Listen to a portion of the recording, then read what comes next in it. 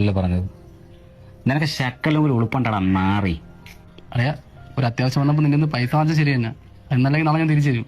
അതിന് നീ വീട്ടിൽ ഒന്ന് ചീത്തൊളിക്കേണ്ട ആവശ്യമൊന്നുമില്ല. എന്റെ പൈസ മേടിച്ച് വെച്ചിട്ട് ഞാൻ നിന്റെ വീട്ടിൽ കയറപ്പോ നിനക്ക് നൊന്തോ ഇല്ലടാ. അത്രയ്ക്ക് ഉളുപ്പണെങ്കിൽ എന്റെ പൈസ അവിടെ മാറി.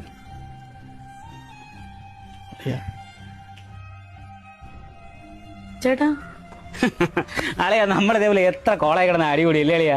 നീ അതൊക്കെ മറന്നു പോയടേ. ഇല്ല തലമുടിയൊക്കെ പോയി താടിയൊക്കെ അതൊക്കെ ഒരു കാലം ഇല്ലേ അളിയാ?